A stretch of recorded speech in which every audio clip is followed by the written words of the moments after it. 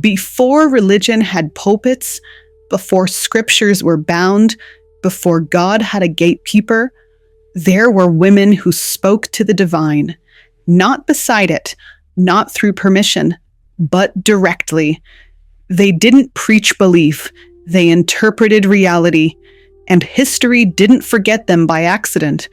They were silenced on purpose. For many people, this feels uncomfortable because we've been taught that spiritual authority looks a certain way: male, hierarchical, loud with certainty. So when someone says women once stood closest to the gods, the mind resists. But that resistance isn't instinct, it's conditioning. Let me say it the simple way. If women were never meant to lead spiritually, why did so many cultures have to remove them? Nobody erases something that never existed. Early spirituality wasn't institutional. It wasn't ranked. It wasn't codified. It wasn't owned. It lived in bodies, in land, in cycles. And the people who understood cycles best were women. Birth, bleeding, healing, death, seasonal rhythms. Spiritual authority wasn't assigned. It was recognized. And recognition followed competence. A priestess wasn't a female priest. That comparison already diminishes her role. A priestess was a mediator between worlds, a healer and diagnostician, a judge of moral disputes, a keeper of time and ritual, a political legitimizer. If a leader wanted authority, he passed through her interpretation. Spiritual power and social order were inseparable, and women stood at that intersection. From a system standpoint, this structure was efficient. Women's roles in reproduction, caregiving, and memory transmission positioned them as optimal carriers of ritual continuity. In small survival-based societies, excluding women from spiritual authority would have been destabilizing. This wasn't one culture. This was many. Across Africa, women served as shrine heads and spirit mediums. In Kemet, priestesses controlled temple economies.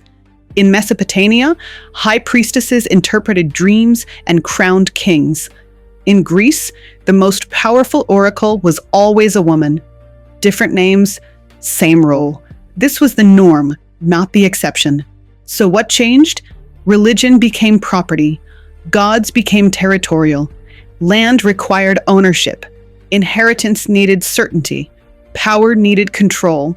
And suddenly, spiritual authority could no longer flow through bodies that weren't owned. Women didn't become less capable. They became inconvenient.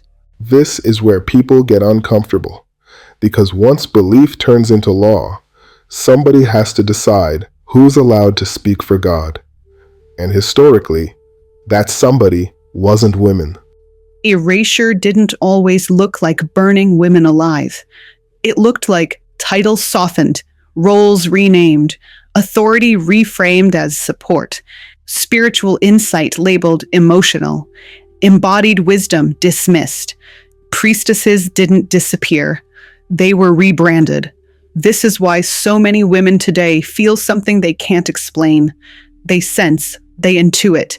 They read rooms, people, energy, and then they doubt themselves. That isn't fantasy.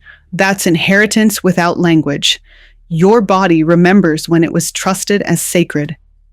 When historical narratives remove women from sacred authority, intuitive intelligence does not vanish. It becomes unvalidated. This often presents as self-doubt rather than absence of insight.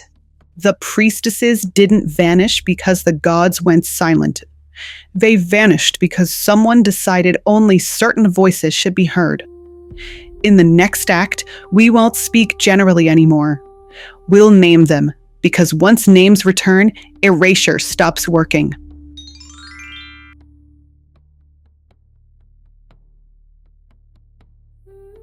In Act 1, we broke a myth that women were never meant to lead spiritually. Now we do something more dangerous. We get specific, because once a woman has a name, she can't be dismissed as symbolism. In many African societies, priestesshood didn't vanish, it adapted. Women served as shrine heads, diviners, mediums, and ritual authorities. They mediated between the living, the ancestors, and the unborn.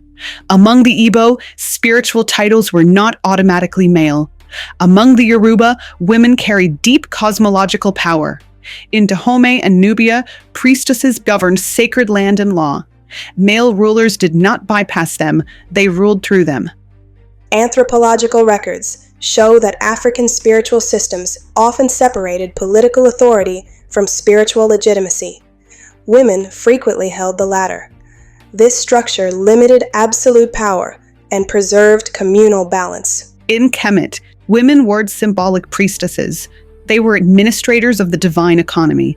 Titles like God's wife of Amen were not ceremonial. These women controlled temple wealth, land distribution, ritual calendars, and political legitimacy. A pharaoh could rule armies, but the gods listened to her. Later historians softened these roles, but ceremony doesn't manage surplus. Symbolism doesn't move labor. Authority does. In Mesopotamia, priestesses stood at the center of spiritual and political life. High priestesses interpreted dreams, crowned kings, and stabilized the social order. But this is where something shifted. Property laws hardened. Inheritance became male-tracked. Gods became territorial. And women who spoke for the divine became liabilities. Not because they were weak, because they were powerful without ownership. Once gods needed borders, they stopped trusting voices they couldn't control. That's not theology. That's administration. Even after institutional takeover, some priestesses were too embedded to eliminate. So they were contained. The Oracle of Delphi was always a woman. Kings traveled across continents to hear her words. But later narratives reframed her as unstable, hysterical, intoxicated, because admitting a woman could access divine truth without male mediation was unacceptable. So they questioned her mind instead of her message. Early Abrahamic traditions still included women who spoke for God, prophetesses, judges, visionaries. But as monotheism centralized, interpretation narrowed. God became singular, authority became vertical, access became restricted. Women weren't removed immediately. They were reclassified, from leaders to exceptions to silence. When belief systems transition from experiential spirituality to codified doctrine, interpretive authority becomes tightly regulated. This transition consistently correlates with the exclusion of women from sanctioned spiritual leadership. Erasure didn't require violence at first. It required redefining purity, limiting literacy, narrowing acceptable speech, dismissing embodied knowledge as emotional. The divine didn't stop speaking through women. Men stopped recording it. This is why many women today feel spiritually attuned and then doubt themselves. They sense patterns, they read rooms, they feel truth before it's spoken. That's not imagination. That's inheritance without instruction. Your body remembers what history refused to teach. These women were not myths. They had names. They held offices. They governed sacred systems. In the next act, we confront the lie that replaced them. The story that said women weren't removed. They were simply unfit to lead. That story didn't come from God. It came from fear.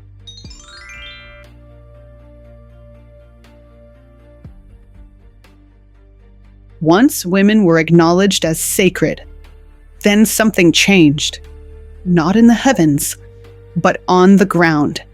Because the most dangerous thing a system can face is a voice it cannot control. And spiritual women were exactly that. Early priestesses didn't demand belief. They interpreted reality. They spoke in symbols, dreams, seasons, and signs. But institutions don't thrive on interpretation. They thrive on obedience. So when religion began to organize populations, not just guide them, Spiritual authority had to become predictable, standardized, repeatable, enforceable. And women's spirituality wasn't any of those things.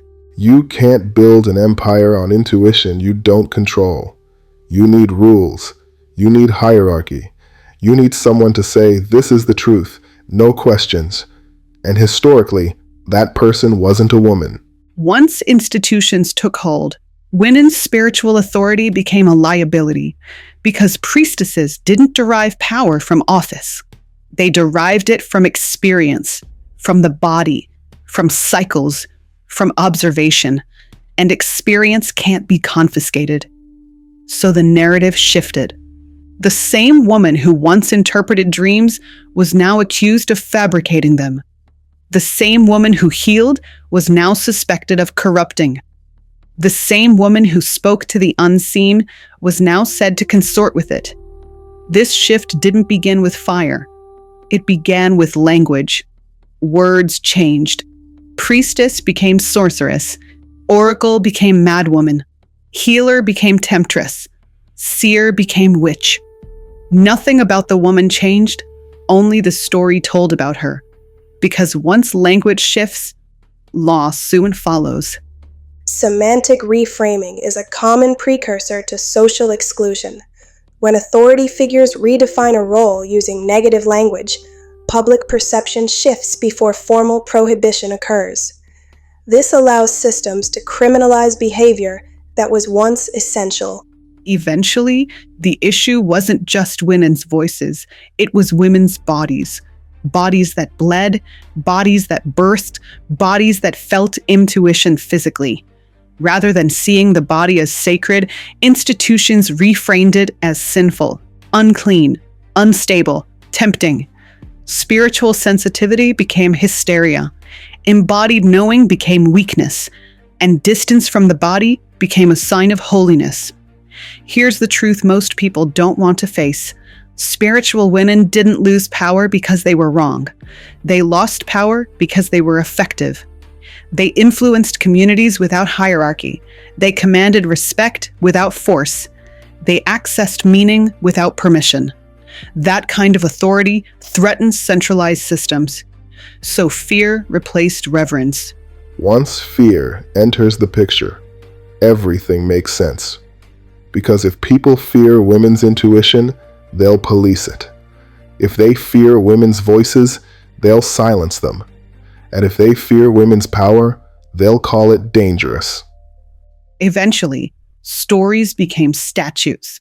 Restrictions were written. Practices were banned. Women were barred from sacred spaces. What began as narrative became doctrine. And what began as doctrine became punishment. The priestess didn't disappear. She was outlawed. This fear didn't die with ancient temples. It echoes today in how women's intuition is questioned, in how emotional intelligence is dismissed, in how spiritual curiosity is policed, especially when it doesn't come through approved channels. That fear is inherited because systems remember threats longer than truths. When suppression persists across generations, it often manifests as internalized doubt. Individuals begin to self-regulate the very capacities that once posed a threat to authority. This creates compliance without enforcement. The priestess didn't vanish. She was reframed as a problem so power could stay comfortable. In the next act, we're going to confront the cost of that decision, not just historically, but personally. Because silence doesn't erase power. It buries it. And buried things don't disappear. They wait.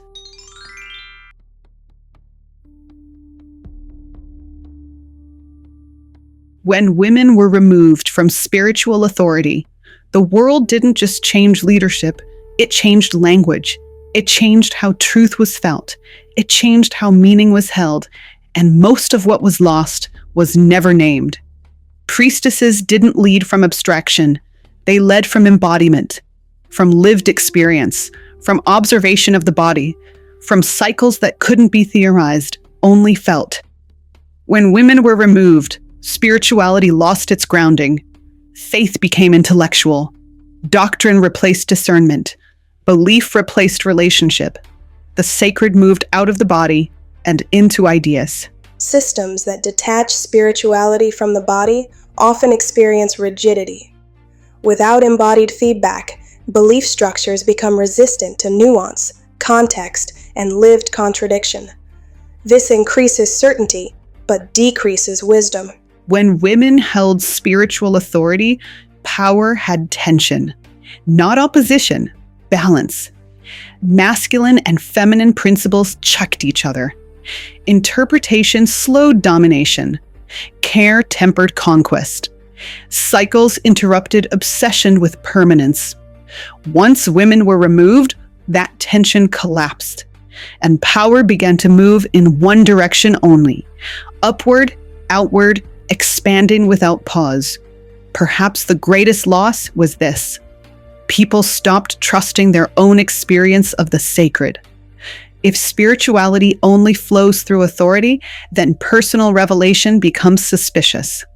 If truth is only external, then inner knowing becomes dangerous. Priestesses once taught people how to listen inward. When they disappeared, so did permission. This is the part that hits people sideways, because a lot of folks don't feel disconnected from God. They feel disconnected from themselves, and they were taught that was holiness. This loss didn't only affect women. Men lost something too. They lost access to emotional literacy, to vulnerability as strength, to intuition as intelligence. Without priestesses, men were taught to approach the sacred through dominance or denial. Sealing became weakness. Softness became threat. Listening became submission. That wasn't natural.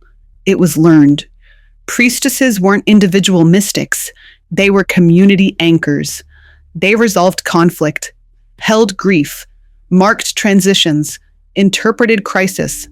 When they were removed, communities lost their emotional infrastructure. Grief became private. Healing became medicalized. Transition became unmarked. People learned to carry spiritual weight alone. When collective ritual diminishes, emotional burdens shift to individuals. This increases isolation and decreases resilience, even in highly organized societies. You can hear this loss in modern questions. Why do I feel spiritually sensitive but unsupported? Why does intuition feel unsafe? Why does faith feel distant? Those questions aren't failures, they're echoes. The silence left a gap, and generations have been trying to fill it with structure. But structure can't replace relationship.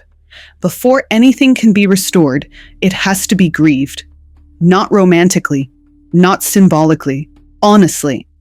We lost embodied spirituality, intuitive permission, emotional intelligence in sacred spaces, balance between power and care. And pretending nothing was lost only deepens the wound. The silence wasn't neutral. It cost us depth.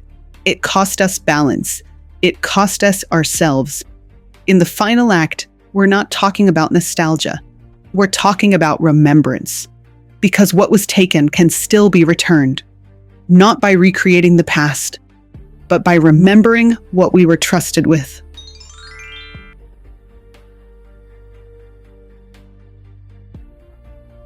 Nothing sacred that lives in the body is ever fully destroyed. It can be buried, silenced, misnamed, but it waits. And what we're seeing now isn't a revival of something dead. It's the remembering of something that never left.